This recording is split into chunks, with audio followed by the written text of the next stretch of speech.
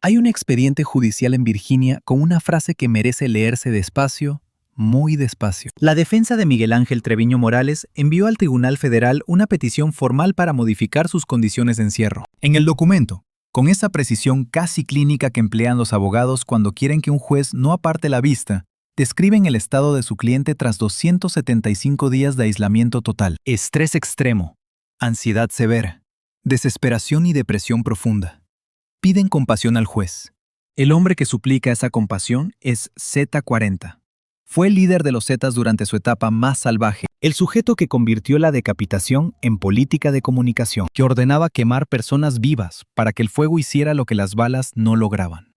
Borrar los rastros y sembrar el pánico al mismo tiempo. Que ejecutaba víctimas con sus propias manos porque prefería el trabajo directo antes que delegar algo tan personal. Durante años, la sola mención de su alias paralizaba ciudades enteras en Tamaulipas, Nuevo León y Coahuila. Dediqué semanas a analizar documentos judiciales, actas de audiencias, declaraciones de sus propios defensores y testimonios de supervivientes para traerte esta investigación. Lo que descubrí no es el relato de un hombre que sufre una injusticia. Es la crónica de lo que le sucede a alguien que cimentó su identidad sobre el terror, cuando el terror ya no puede alcanzarle a él. Es la historia de una celda en Warsaw, Virginia, sin ventanas, sin luz natural, sin contacto humano, que se está convirtiendo en el espejo más preciso que el Z40 ha tenido jamás. Todo lo que infligió a otros, el sistema se lo aplica a él ahora. No por azar, sino por consecuencia. Warsaw, Virginia, una localidad de menos de 2,000 habitantes en la región del Northern Neck, entre el río Rappahannock y el Potomac. Un lugar donde nadie va a propósito y al que casi nadie llega por error. No es la gran maquinaria penitenciaria federal de Manhattan, ni el desierto de Colorado donde el Chapo cumple su sentencia. Es una cárcel local, la Northern Neck Regional Jail. Y precisamente por eso Treviño Morales está ahí. El sistema federal estadounidense traslada a ciertos detenidos de altísimo riesgo fuera de las instalaciones federales habituales, precisamente para hacerlos mucho más difíciles de encontrar, de infiltrar o de amenazar. Una prisión regional en el condado de Richmond, Virginia, no figura en ningún mapa que los Zetas consultarían para planear una operación. No posee el perfil ni la acumulación de presos de alto valor que convierten a los penales federales grandes en objetivos de inteligencia para el crimen organizado. Pero tiene celdas, y las condiciones en esos cubículos para Miguel Ángel Treviño Morales son las siguientes. 2 metros 10 centímetros de ancho, 2 metros 70 centímetros de largo, sin ventanas, sin luz natural en momento alguno del día o de la noche, porque en un hueco así no hay sol ni luna, solo el fluorescente que otros encienden o apagan por él. Aislamiento total, las 24 horas. Ni una hora de patio, ni un espacio para caminar en una jaula al aire libre como en ADX Florence. 24 horas, sin contacto con otros reclusos, sin visitas constantes, sin llamadas familiares, salvo en momentos puntuales bajo vigilancia total. Cada palabra registrada, cada silencio analizado, sin nada que quiebre el ciclo de las 4 paredes y el techo bajo junto al tubo fluorescente que no distingue entre un martes y un domingo. 275 días así, no como simple anécdota, sino como dato documentado por sus abogados en un archivo judicial presentado ante el Tribunal del Distrito Este de Virginia. Su defensa pide al juez modificar ese régimen, permitirle algo de contacto con personas, que le dejen ver luz natural al menos una hora, que el aislamiento absoluto ceda un poco. El juez aún no dictamina nada. Pero para entender por qué el sistema le impone esto al Z40, hay que comprender primero lo que el Z40 le impuso a los demás. Porque la conexión entre lo que hizo y lo que sufre no es metafórica, es puramente funcional. Miguel Ángel Treviño Morales nació en 1973 en Nuevo Laredo, Tamaulipas, en la frontera exacta donde México termina y Texas comienza, donde el dinero del narco siempre corría con más naturalidad que el agua potable, donde la pobreza estructural y la presencia constante del tráfico de estupefacientes como economía alternativa forjaban un paisaje de opciones muy limitadas para los jóvenes que crecían mirando hacia ambos lados de la línea. No empezó como capo. Arrancó como sicario local con acceso a las redes del Cártel del Golfo que dominaban Nuevo Laredo, realizando tareas que los mandos superiores preferían no tocar directamente. Los Zetas en sus inicios eran los militares de élite del ejército mexicano, específicamente del Grupo Aeromóvil de Fuerzas Especiales, el GFE, que el Cártel del Golfo reclutó a finales de los 90 para convertirlos en su brazo ejecutor. Hombres con entrenamiento de combate, manejo de armamento pesado y tácticas de operaciones especiales que las fuerzas de seguridad no podían prever porque esas mismas fuerzas los habían entrenado. El cártel no compró pistoleros, compró militares de élite y los reconvirtió. Treviño Morales no era parte de ese círculo fundacional. Llegó después como operativo local y ascendió mediante el único método que los Zetas consideraban legítimo: la disposición total a ejecutar lo que nadie más quería hacer, sin límites visibles y sin rastro de vacilación que los jefes pudieran interpretar como una debilidad. Lo que nadie más quería hacer. En el lenguaje de los Zetas, aquello tenía grados que se fueron expandiendo. El primero era matar con eficiencia. Eso lo hacían todos los operativos que buscaban ascender. El segundo era matar de formas que dejaran mensajes imposibles de ignorar. No solo eliminar al objetivo, hacer que la muerte comunicara algo concreto a audiencias específicas. Decapitaciones con notas clavadas en los restos dejadas en plazas públicas, cuerpos colgando de puentes peatonales en ciudades de Tamaulipas, para que los vieran los conductores en pleno tráfico matutino, no de madrugada, cuando nadie pasaría, sino en hora pico, garantizando que el mensaje llegara a la mayor cantidad de gente posible. Familias completas eliminadas. No solo el objetivo, sino esposa, hijos, padres, para demostrar que nadie dentro del círculo de confianza de quien se equivocara estaba fuera de su alcance. El tercero, el punto que forjó la reputación específica del Z40 dentro del cártel, era realizar el trabajo sin intermediarios, sin sicarios de por medio, sin ceder el acto final a alguien que pudiera hablar después, negociar después o convertirse en un testigo protegido. Treviño Morales desarrolló una reputación de matar con sus propias manos cuando importaba ejecuciones frías, mensajes internos al cartel sobre quién era el Z40 y lo que le esperaba a cualquier traidor. Eso le daba dos activos únicos: lealtad ciega. Nadie que hubiera visto lo que él hacía en persona quería estar en el otro lado, y terror absoluto en los que solo conocían su nombre. Pero lo que hizo al Z40 diferente no fue la violencia. El narcotráfico mexicano está lleno de horror.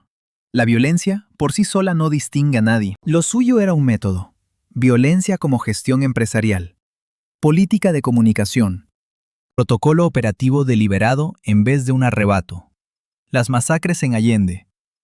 En marzo de 2011, órdenes que los investigadores atribuyen al Z40 aniquilaron familias enteras. No eran combatientes, no eran rivales, eran familias de quienes tuvieron el más mínimo contacto con la DEA. El objetivo era el mensaje: ninguna conexión, por lejana que fuera, estaba a salvo. Los peritos recuperaron restos de decenas de personas. Las casas de las familias fueron demolidas con maquinaria pesada. Todo para borrar la evidencia. El municipio quedó paralizado por el miedo. Negocios cerrados y gente que huyó. Un pueblo que aprendió que para sobrevivir había que ser ciego y mudo. Sobre las matanzas de migrantes. Los grupos que cruzaban hacia Estados Unidos tenían que atravesar los territorios controlados por los Zetas en Tamaulipas. El cartel los vio como una fuente de dinero. Secuestros masivos. Extorsión bajo amenaza de muerte. Quien no pagaba o no tenía familia era ejecutado. La masacre de San Fernando. En agosto de 2010, 72 migrantes encontrados en una bodega. Ninguna de esas personas tenía relación con el narco. Estaban en territorio del Z40 por pura mala suerte.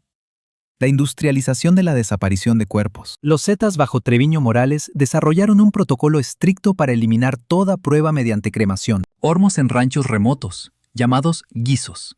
Bidones de gasolina y madera. El proceso para reducir un cuerpo a cenizas era tan rápido que los operativos lograban dispersarse antes de que llegara la policía. No buscaban solo borrar pruebas. Querían negar a las familias el derecho a cerrar el duelo, extender el terror más allá de la muerte hacia los que seguían esperando. Este era el sistema del Z40. Protocolo deliberado, no exceso emocional. Violencia extrema como lenguaje. Hablaba con varias audiencias a la vez. Enemigos que debían calcular el costo de resistir. Subordinados que debían medir la lealtad. Y la sociedad civil, que debía aprender que cooperar con las autoridades salía muy caro. El sistema funcionó con una eficiencia aterradora. Las autoridades mexicanas no podían frenarlo porque los Zetas tenían más fuego, más disciplina y una crueldad que superaba a cualquier policía del noreste. Pero todo cae. El punto de quiebre del Z40 llegó a las 4 de la mañana del 15 de julio de 2013, cerca de Nuevo Laredo. Durante años, sobrevivió a operativos que eliminaron a otros, La Marina, la Sedena y la DEA coordinaban, pero siempre llegaban tarde. Treviño Morales era obsesivo con su seguridad. Con una disciplina poco común, prohibió los teléfonos celulares. Sabía que cada llamada era una sentencia triangulada. Usaba mensajeros físicos y palabras en clave. Sus movimientos eran impredecibles. Ninguna ruta fija, ninguna escondite habitual, ninguna rutina que la inteligencia pudiera explotar. Las casas de seguridad rotaban, pero había una vulnerabilidad que los servicios de inteligencia estadounidenses y mexicanos tardaron en identificar. Cuando la encontraron, golpearon con precisión. El dinero en efectivo. Las organizaciones del tamaño del Z40 generan montones de billetes imposibles de ocultar. Ese dinero debía moverse hacia arriba, hacia sobornos, sueldos e inversiones. Mover ese efectivo exigía vehículos con rutas predecibles, porque el negocio manda sobre la seguridad. La inteligencia detectó un patrón. Los movimientos de dinero convergían siempre en los mismos puntos. Uno de esos movimientos, en la madrugada del 15 de julio de 2013, fue interceptado en una carretera de Tamaulipas por un convoy de la Marina Armada de México con apoyo de Estados Unidos. En ese vehículo iba Miguel Ángel Treviño Morales, sin resistencia. La captura ocurrió antes de que pudieran reaccionar. No hubo el intercambio de fuego que cabría esperar de un capo así. Sus hombres o no estaban, o decidieron en un segundo que no valía la pena morir por el Z40. Las imágenes de Treviño Morales, el hombre que llegó a paralizar ciudades enteras, aparecieron en todos los medios.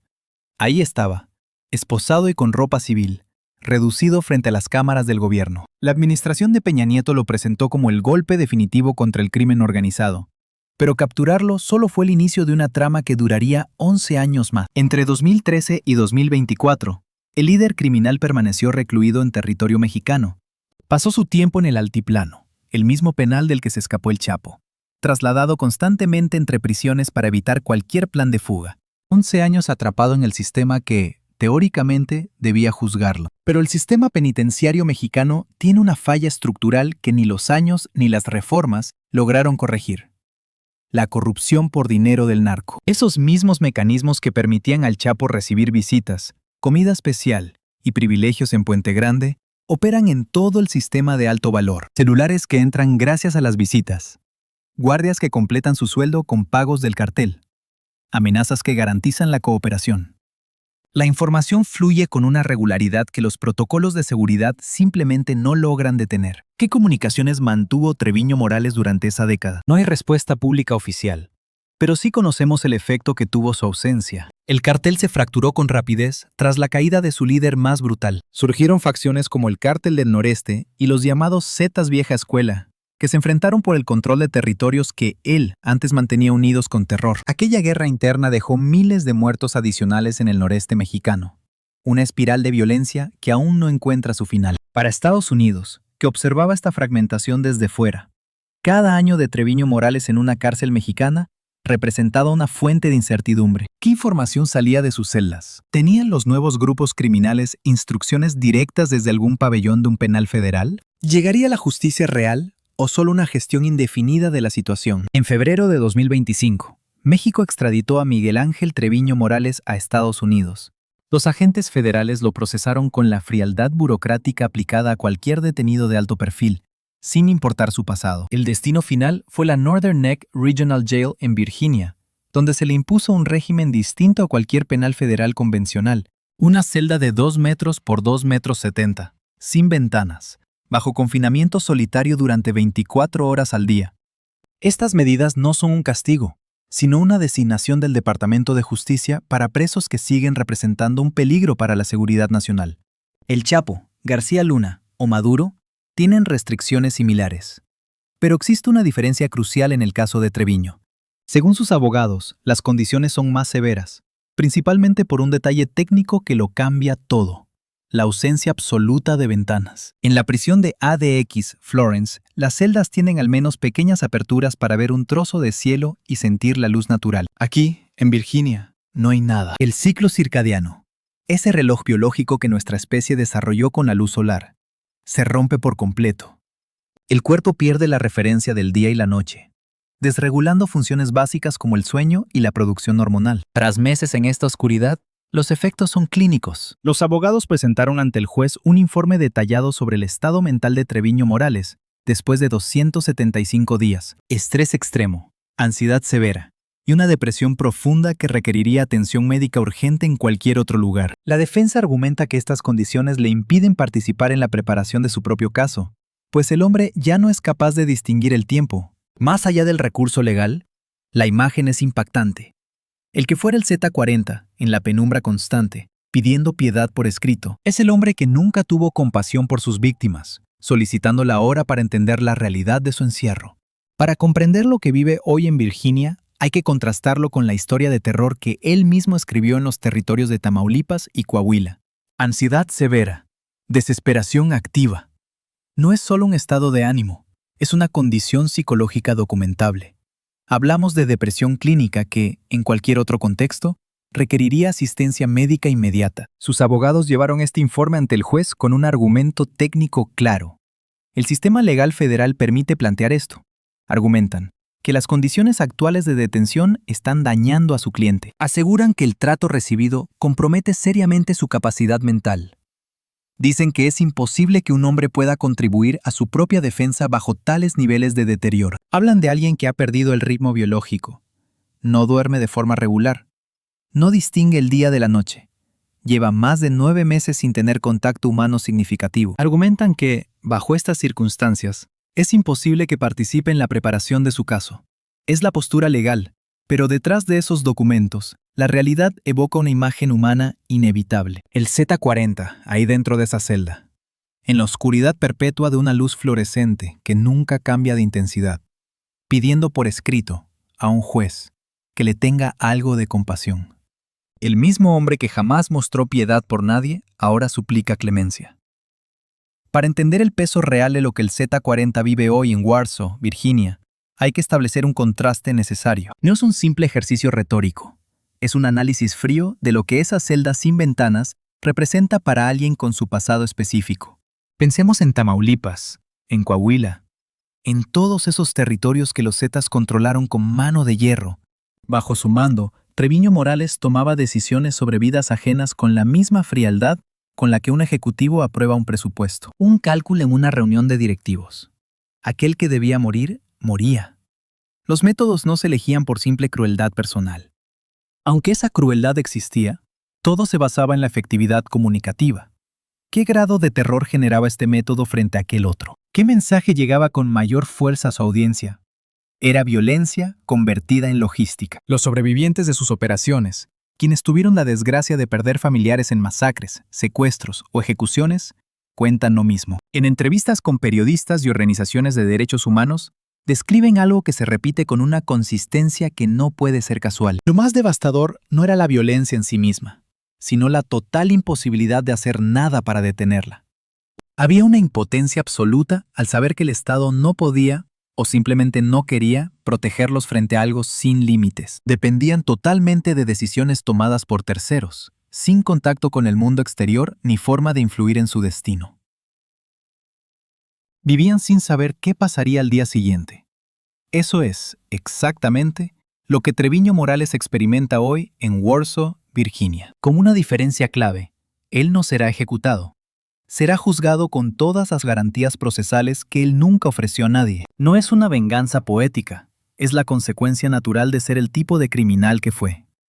Dentro del sistema federal estadounidense, este sistema aplica a los criminales más peligrosos las condiciones de aislamiento más extremas que existen, no porque alguien haya diseñado una simetría, sino porque el riesgo que representa Treviño Morales califica para el nivel máximo de seguridad. Pero para las familias de las víctimas en Coahuila y Tamaulipas, para quienes nunca recuperaron los restos de sus muertos quemados en hornos, para los migrantes que sobrevivieron a San Fernando o perdieron a sus seres queridos en aquel camino, esa simetría significa algo más. Dice algo que ninguna sentencia formal lograría expresar con la misma claridad. La pregunta que la historia de Treviño Morales nos obliga a plantear, y que responderemos pronto, no es si merece lo que recibe, es si ese sufrimiento servirá para algo más que un simple balance de justicia abstracta. Miguel Ángel Treviño Morales lleva a su celda en Virginia información que ningún analista, periodista o fiscal podría conseguir sin él.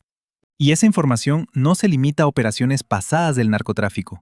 Tiene dimensiones que afectan la seguridad del noreste mexicano hoy. Él sabe cómo funcionaban las rutas bajo su mando, No solo lo que la DEA reconstruyó desde afuera, sino los detalles específicos. Los puntos exactos de cruce en la frontera.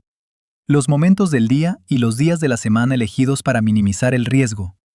Los acuerdos con funcionarios específicos de aduanas y policía en municipios concretos que garantizaban el paso libre de la mercancía. ¿Conoce los nombres de los funcionarios mexicanos que colaboraron con los Zetas durante esos años? No solo los que aparecen en expedientes judiciales, sino los que siguen en posiciones de autoridad en Tamaulipas, Coahuila y Nuevo León. Esos que reciben sueldos públicos, condecoraciones y quizás hasta candidaturas para los próximos ciclos electorales. Conoce la estructura real de las facciones que emergieron tras su captura. El Cártel del Noreste como heredero principal. Las disputas internas que llevan una década bañando de sangre el noreste. ¿Quién controla qué territorio hoy? ¿Qué relaciones mantienen con el Cártel de Sinaloa en los puntos de contacto? ¿Qué acuerdos se rompieron y cuáles fueron las consecuencias para los involucrados? Para el Departamento de Justicia y la DEA, esa información tiene un valor que supera con creces el proceso penal contra el individuo. La Fiscalía ya tiene pruebas suficientes para una condena sin que él diga una sola palabra. Lo que él puede ofrecer es operacional e inmediato desmantelar estructuras activas. Identificar personajes poderosos aún libres. Comprender las redes que llevan décadas operando en el noreste con una continuidad que su captura no logró romper. Por eso las medidas especiales. Por eso el confinamiento solitario total en una cárcel de Virginia que nadie asocia con el narco mexicano. No es solo un castigo, aunque lo parezca. Es un protocolo de aislamiento para asegurar que nada salga de esa celda sin el filtro del gobierno. Para que ninguna instrucción llegue a Tamaulipas, ni ningún mensaje salga de Warsaw hacia las facciones que siguen operando. El Z-40 está siendo silenciado para que, si decide hablar, lo haga bajo los términos que Estados Unidos determine. No bajo los términos que él elegiría. Con una diferencia enorme respecto a otros en esta serie. Su información puede destruir a personas que siguen en México con capacidad real de daño contra él o su familia. Cooperar tiene un costo personal que otros no enfrentaron de la misma manera. Pero hay un detalle específico en el caso de Treviño Morales que lo distingue de todo lo anterior. Algo que nadie más hizo. Su petición al juez. En el documento que sus abogados presentaron ante el Tribunal de Virginia solicitando un cambio en su detención, hay algo que va más allá de los argumentos legales sobre la defensa. Es una descripción reveladora de su estado mental y el estado psicológico del cliente que resulta difícil de procesar. El hombre que ordenó cientos de muertes que las ejecutó personalmente está llorando. Está llorando en su celda en Warsaw, Virginia.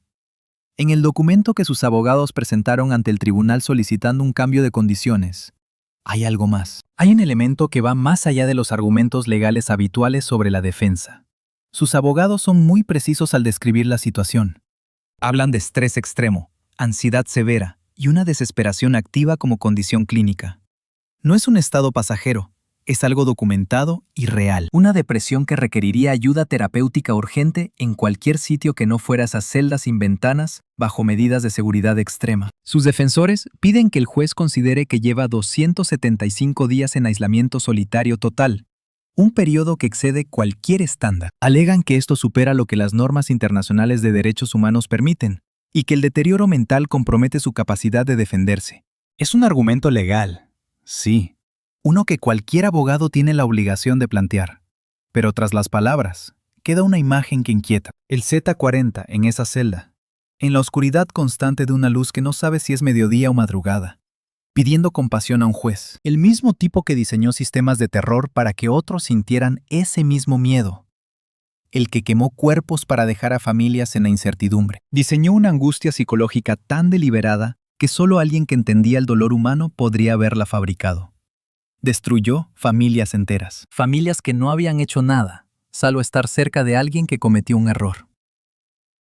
275 días sin ver la luz del sol, sin escuchar una sola voz humana que no sea la de los guardias, sin poder hablar con su familia si no es bajo un monitoreo asfixiante, sin ese contacto básico que la biología humana necesita para no romperse. El resultado es el que la neurociencia predice con total consistencia. Un deterioro mental progresivo.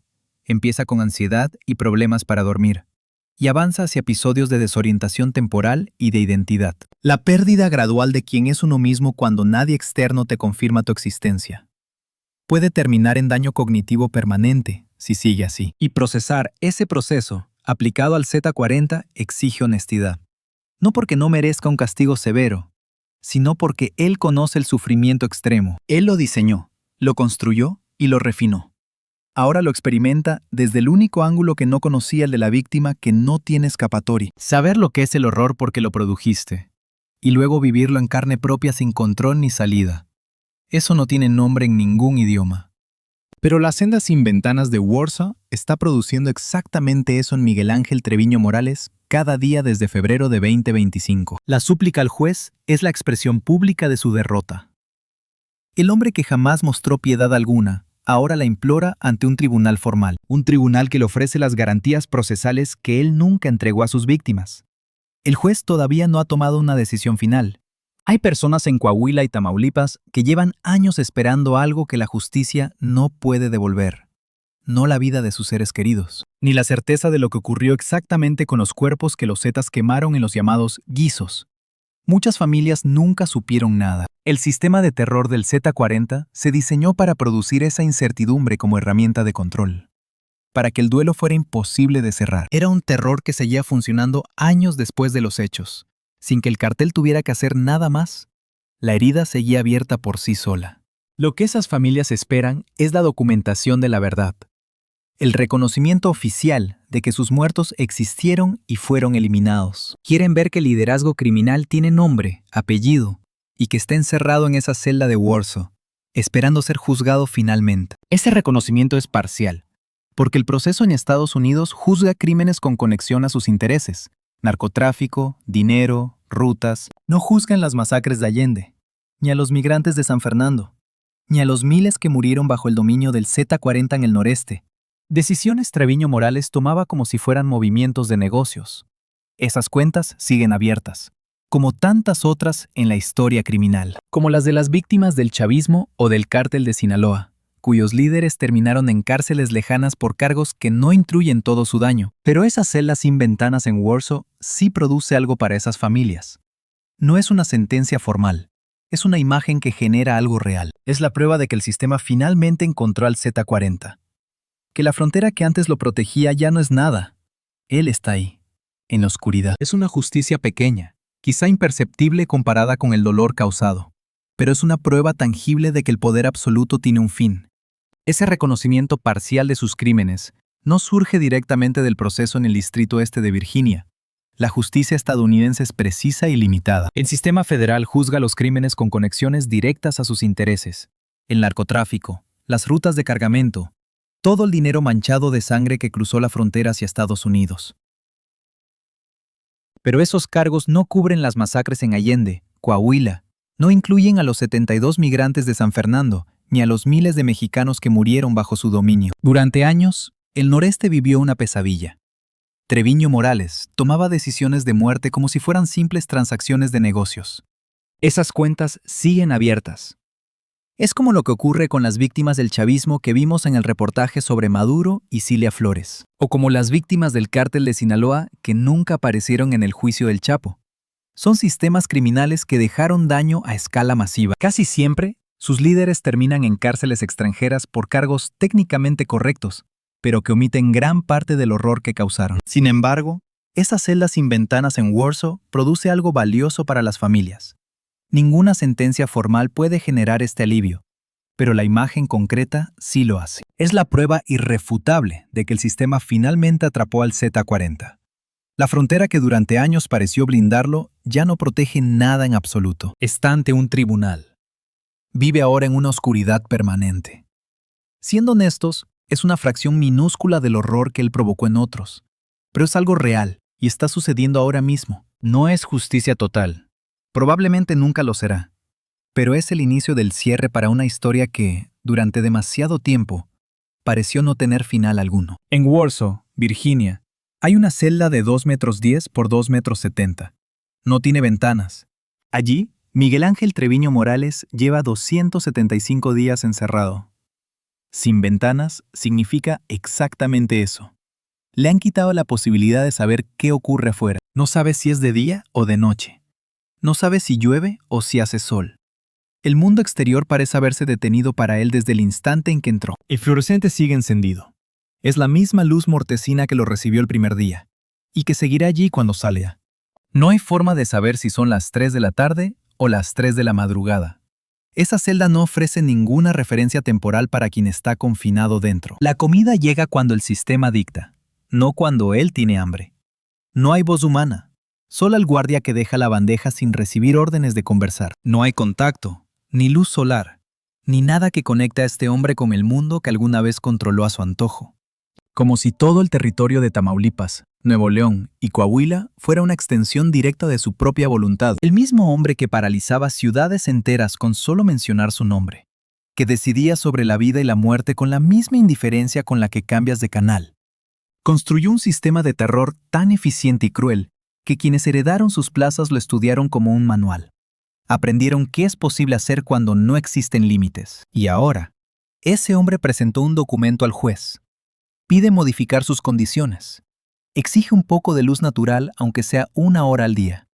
Pide contacto humano supervisado. Cualquier cosa que rompa el ciclo de aislamiento que, según sus abogados, lo está deshaciendo desde adentro. Describen un deterioro progresivo, una caída documentable. La precisión clínica con la que hablan de su cliente es, en sí misma, una lección de ironía. Depresión severa, ansiedad extrema, desesperación activa. Es exactamente lo que la neurociencia predice para cualquier persona sometida a aislamiento solitario total. Tras 275 días, el juez todavía no ha tomado una decisión.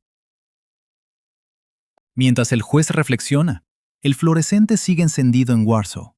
Es una luz fría, con la misma indiferencia funcional que el Z-40 mostraba al ordenar los hornos para quemar a sus víctimas en Tamaulipas. No es una venganza diseñada por nadie. Es la consecuencia natural de lo que él eligió ser. No hay nada poético en esto. Es simplemente la realidad de una celda sin ventanas. El hombre que sembró el terror sistemático en el noreste de México está aprendiendo algo nuevo. Por primera vez, entiende lo que se siente estar totalmente a merced de un sistema que no tiene cara, ni piedad, ni memoria de lo que él fue. Si esta historia te hace pensar en las familias de Coahuila y Tamaulipas que aún esperan respuestas, o en los migrantes de San Fernando que nunca llegaron a su meta, en todos aquellos que vivieron bajo el miedo del Z-40 sin que nadie pudiera detenerlo, comparte este video con alguien que necesite conocer los hechos. Algunas historias deben contarse, incluso cuando todavía no tienen el final completo que merecen.